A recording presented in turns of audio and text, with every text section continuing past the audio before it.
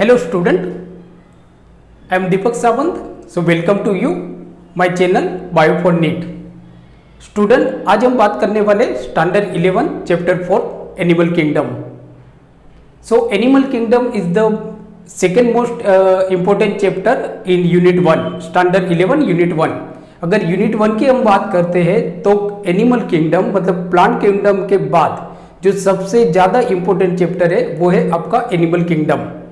Animal kingdom जो NEET point of view से काफ़ी इम्पोर्टेंट चैप्टर है और एनिमल किंगडम में हम अलग अलग एनिमल जो होते हैं मतलब एनिमल की हम बात करते हैं तो एनिमल को हमने अलग अलग फाइलम में क्लासिफाई किया हुआ है. तो इस चैप्टर में हम ये देखते हैं कि एनिमल को हमने कौन से क्राइटेरिया पे ऑन व्हाट क्राइटेरिया मतलब कि कौन से क्राइटेरिया से हमने एनिमल को अलग अलग फाइलम में क्लासिफाई किया हुआ है उसके बारे में हम स्टडी करेंगे.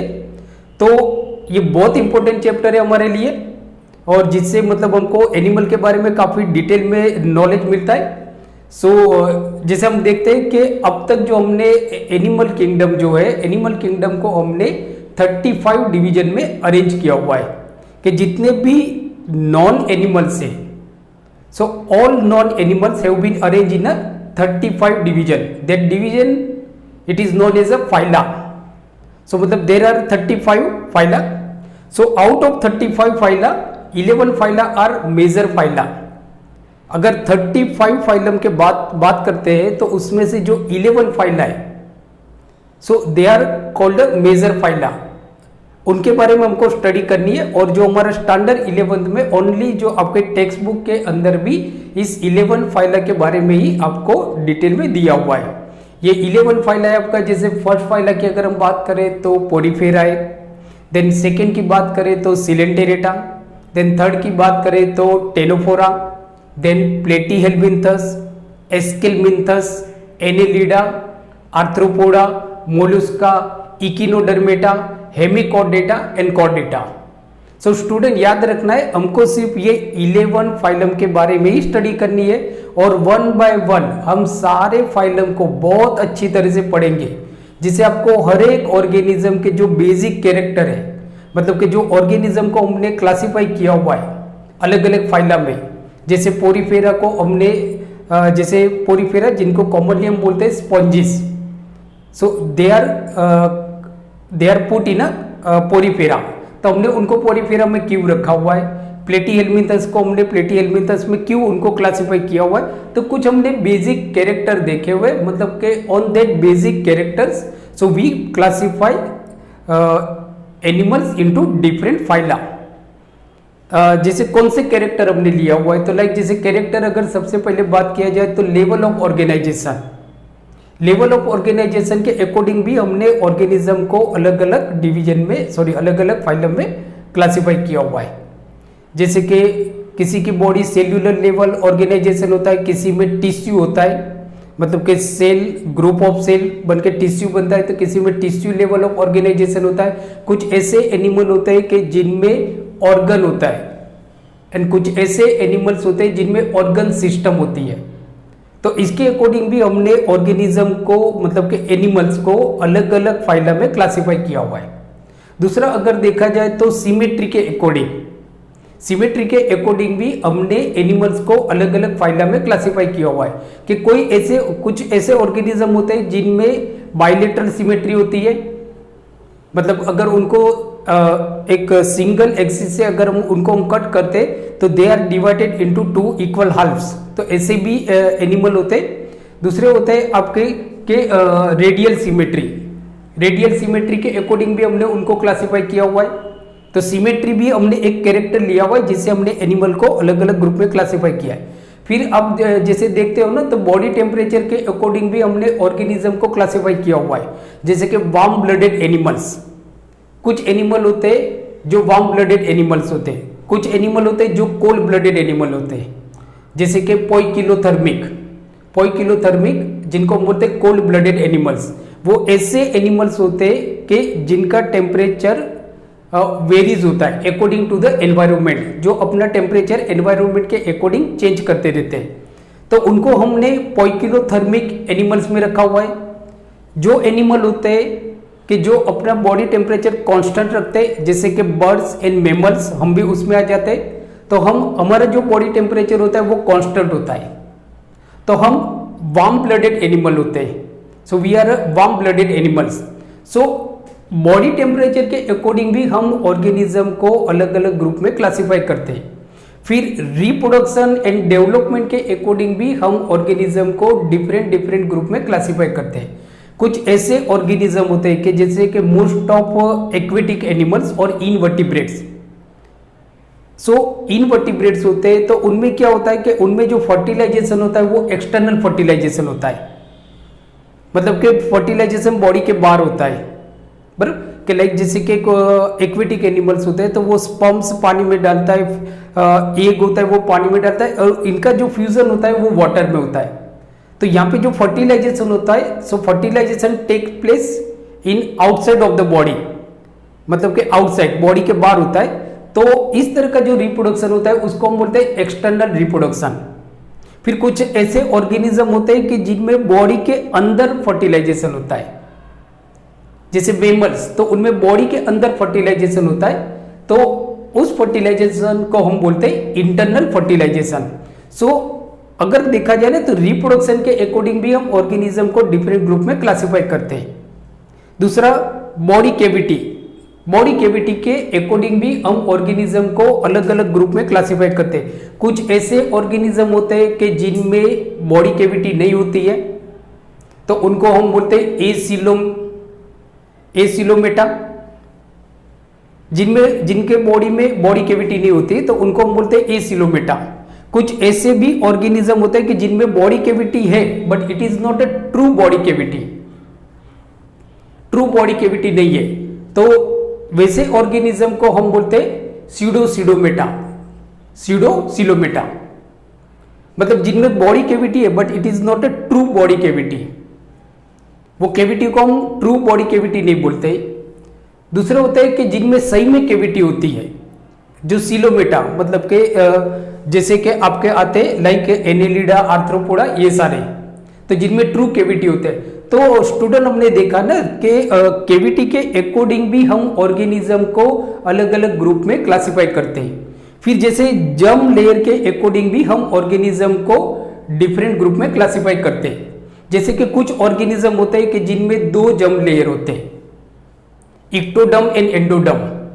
तो उस तरह के ऑर्गेनिज्म जिनमें 2 जर्म लेयर होते हैं, इक्टोडर्म एंड एंडोडर्म्स, तो उनको हम बोलते हैं डाइप्लोब्लास्टिक एनिमल्स। और कुछ ऐसे ऑर्गेनिज्म होते हैं कि जिनमें 3 जर्म्स लेयर होते हैं, जैसे कि इक्टोडर्म्स, देन मेसोडर्म्स एंड देन एंडोडर्म्स। तो जिनमें 3 जर्म्स लेयर होते हैं उस तरह के एनिमल्स को हम बोलते हैं ट्राइप्लोब्लास्टिक्स। तो स्टूडेंट यहाँ पे हमने देखे कि कुछ बेसिक कैरेक्टर देखे कि इस बेसिक कैरेक्टर के अकॉर्डिंग हम अलग अलग एनिमल्स को, अलग अलग जो एनिमल्स होते हैं उनको हम अलग अलग फाइलम में क्लासिफाई करते हैं। अगर ओवरऑल देखा जाए तो जो हमारा किंगडम एनिमेलिया है, सो kingdom animalia is further classified into सब किंगडम। जो किंगडम एनिमेलिया है आपका, तो वो 3 सब किंगडम में वापस क्लासिफाई होता है, जैसे कि मेसोजोवा, पेराजोवा एंड यूमेटाजोवा। अंडरस्टूड।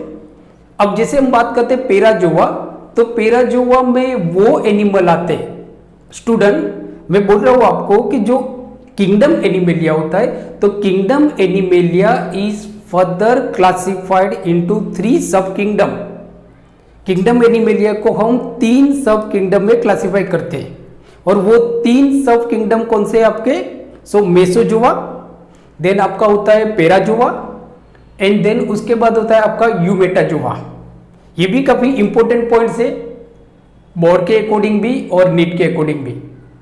अब बात करते हैं लाइक जैसे कि पेराजोवा, पेराजोवा में कौन से एनिमल आते हैं, तो जनरली पेराजोवा में उस टाइप के एनिमल आते हैं कि जिनमें जिनकी बॉडी होती है, तो बॉडी एनक्लूसिव कैनल सिस्टम, मतलब उनकी बॉडी में कैनल होता है। तो इनका एक जो इंपॉर्टेंट कैरेक्टर्स होता है स्टूडेंट, जो पेराजोवा में आता है, जो हमारा सब डिवीजन है, सॉरी सब किंगडम है पेराजोवा, उसमें उस टाइप के एनिमल आते हैं कि जिनमें केनल सिस्टम होती है। Body encloses a system of canal, body encloses a system of canal, मतलब कि उनके अंदर डाइजेस्टिव ट्रैक एब्सेंट होता है। They don't have a digestive tract, इनके पास डाइजेस्टिव ट्रैक नहीं होता है। इनका जो न्यूट्रिटिव मोड होता है ना, तो वो सेल होता है, इंडिविजुअल सेल करते हैं। जो केनल के अंदर जो इंडिविजुअल सेल होते हैं वो न्यूट्रिशन कैरी करते हैं, मतलब कि न्यूट्रिटिव करते हैं, प्रोसेस ऑफ न्यूट्रिशन करते हैं, जिसके बारे में हम अलग वीडियो में डिटेल में डालते रहेंगे। जैसे कि मतलब हर फाइलम के बारे में हम डिटेल में स्टडी करेंगे, पोरीफेरा के बारे में भी हम डिटेल में स्टडी करेंगे, सिलेंटेरेटा के बारे में भी हम डिटेल में स्टडी करेंगे। तो अभी जो हम बात कर रहे हैं वो है पेराजोवा। तो स्टूडेंट याद रखना है कि पेराजोवा वो एनिमल होते हैं, पेराजोवा के अंदर वो एनिमल होते हैं कि जिनमें डाइजेस्टिव ट्रैक नहीं होता है, जिनकी बॉडी होती है तो body encloses a system of canal, canal system होती है बॉडी, जैसे एक पाइप होता है ना, वैसे ही उनकी सिस्टम होती है। एक बाजू से पानी आता है, दूसरी तरफ से निकल जाता है और उसके थ्रू वो न्यूट्रिशन लेते हैं। बराबर। दूसरा कि जो पेराजोवा में जो एनिमल्स होते हैं, बराबर, तो इनका जो लेवल ऑफ ऑर्गेनाइजेशन होता है वो सेल्यूलर लेवल ऑफ ऑर्गेनाइजेशन होता है। इसका मतलब ये होता है कि सेल डिफरेंशिएटेड होते, टिश्यू डिफरेंशिएशन यहाँ पे नहीं होता है। सेल भी एक दूसरे के साथ लेस कम्युनिकेट करते हैं या तो करते नहीं है, कम्युनिकेट करते हैं या तो नहीं करते, लेस कम्युनिकेट करते हैं। सो ये इनका बेसिक कैरेक्टर हो गया पेराजोवा। और स्टूडेंट याद रखना है कि ये जो हमारा सब किंगडम है Parazoa, so sub kingdom Parazoa contain single phylum, उसके अंदर सिर्फ एक ही फाइलम होता है और वो है हमारा पोरीफेरा। सो याद रखना स्टूडेंट, डिटेल में हम स्टडी करेंगे, हर एक मतलब हम अलग वीडियो लेक्चर में पोरीफेरा के बारे में भी हम स्टडी करेंगे। बट हमको मालूम पड़ा कि लाइक जैसे पोरीफेरा है ना, तो पोरीफेरा कौन से सब किंगडम में आएगा, तो दैट इज पेराजोवा, मतलब कि इनकी बॉडी के अंदर केनल सिस्टम होगी। ओके। दूसरा होता है हमारा यूमेटाजोवा। यूमेटाजोवा मतलब कि जो पोरीफेरा के अलावा, मतलब कि पोरीफेरा को छोड़ के बाकी सारे जो एनिमल्स है, so they all are included in the sub kingdom Eumetazoa. So Eumetazoa मतलब यूमेटाजोवा में जो एनिमल्स होते हैं तो उनके कैरेक्टर्स क्या होते हैं, तो एक होता है मतलब कि उनकी जो बॉडी होती है वो टिश्यू लेवल ऑर्गेनाइजेशन होता है, बॉडी टिश्यू से बनी होती है, या तो किसी एनिमल में जो बॉडी होती है वो ऑर्गन सिस्टम होती है।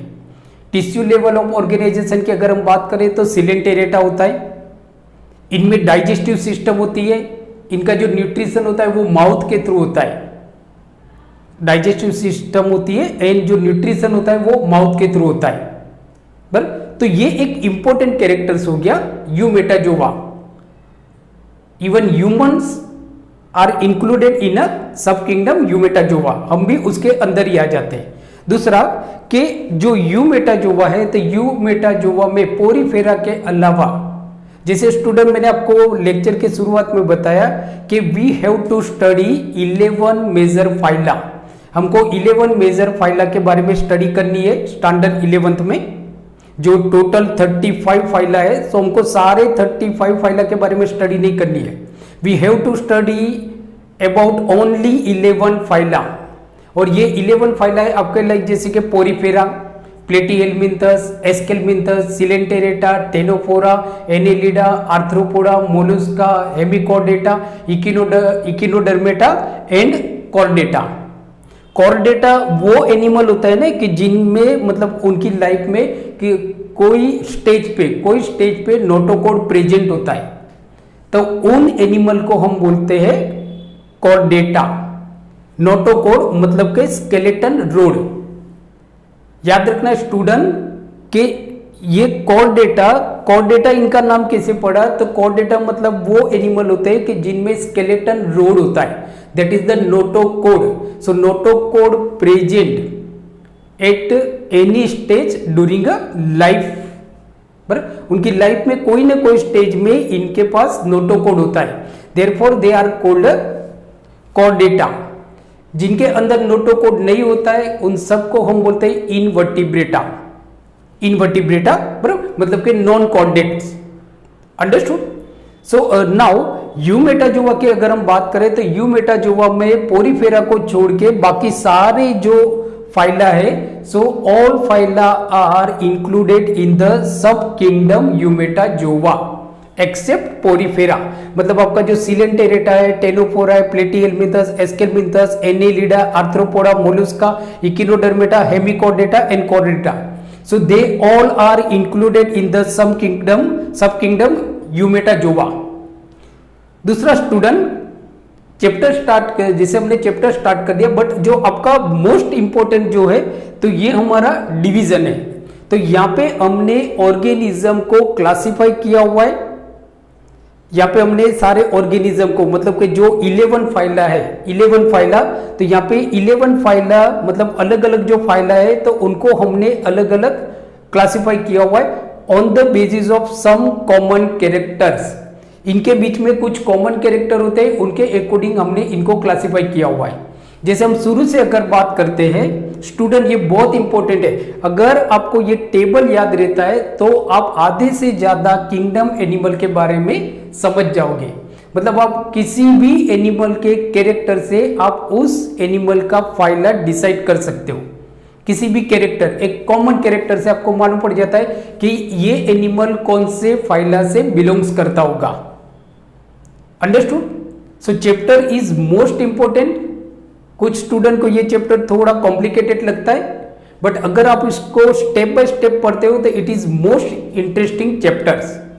तो यहाँ पे हम देखते हैं कि एनिमल को हमने कैसे क्लासिफाई किया हुआ है, अलग अलग फाइला में कैसे एनिमल को हमने क्लासिफाई किया वो हम देखते हैं। तो सबसे पहले हम बात करते हैं किंगडम। जो हमारा किंगडम है वो कौन सा है? एनिमेलिया।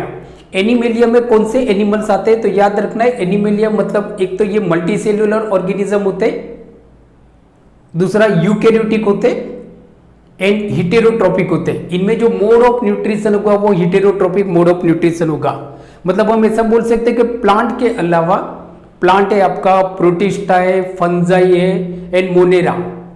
जो हमने 5 किंगडम क्लासिफिकेशन देखा था, सो 5 किंगडम क्लासिफिकेशन लाइक जैसे कि आपका मोनेरा हो गया, kingdom Monera, kingdom fungi, kingdom protista, kingdom Plantae, और जो हमारा 5th किंगडम है that is the kingdom animalia. Okay, so kingdom animalia में हम एनिमल्स के बारे में बात करते हैं। तो नाउ सबसे पहले हमने जो एनिमल्स है उनको लेवल ऑफ ऑर्गेनाइजेशन के अकॉर्डिंग हमने डिवाइड किया हुआ है। तो लेवल ऑफ ऑर्गेनाइजेशन में अगर देखा जाए तो कुछ ऐसे ऑर्गेनिज्म होते हैं कि जिनमें सेल्यूलर लेवल ऑफ ऑर्गेनाइजेशन होता है। सेल्यूलर लेवल ऑफ ऑर्गेनाइजेशन मतलब कि जिनमें टिश्यू नहीं होता है, मतलब कि टिश्यू डिफरेंशिएशन इज एब्सेंट। तो उनमें आता है आपका पोरीफेरा। तो उनमें आता है पोरीफेरा। डिटेल में हम नेक्स्ट वीडियो लेक्चर में बात करेंगे किंगडम पोरीफेरा के बारे में। नाउ तो ये जो हमने क्लासिफाई किया, so on the basis of level of organisation. दूसरे होते हैं आपके टिश्यू, जिनमें टिश्यू डिफरेंशिएशन होता है, मतलब के ऐसे ऑर्गेनिज्म होते हैं, एनिमल्स होते हैं कि जिनमें टिश्यू लेवल ऑफ ऑर्गेनाइजेशन होता है, या तो organ system level of organisation होता है। नाउ तो अब ये जो tissue and organ system level of organisation होता है, इनमें भी अगर सिमेट्री के अकॉर्डिंग देखा जाए तो वापस 2 पार्ट में ये डिवाइड हो जाते हैं। कुछ ऐसे एनिमल होते हैं कि जिनकी सिमेट्री रेडियल सिमेट्री होती है, रेडियल सिमेट्री, और कुछ ऐसे ऑर्गेनिज्म होते हैं जिनकी सिमेट्री बाइलेटरल सिमेट्री होती है। स्टूडेंट याद रखना है, रेडियल सिमेट्री, सिमेट्री के अकॉर्डिंग हम ऑर्गेनिज्म को 2 फाइला में डिवाइड करते, मतलब कुछ ऐसे ऑर्गेनिज्म जैसे कि सिलेंटेरेटा एंड टेनोफोरा। सिलेंटेरेटा को हम कॉमनली स्नीडेरिया भी बोलते हैं। स्टूडेंट ये भी याद रखना, समटाइम आपको नीट में पूछा जाता है स्नीडेरिया,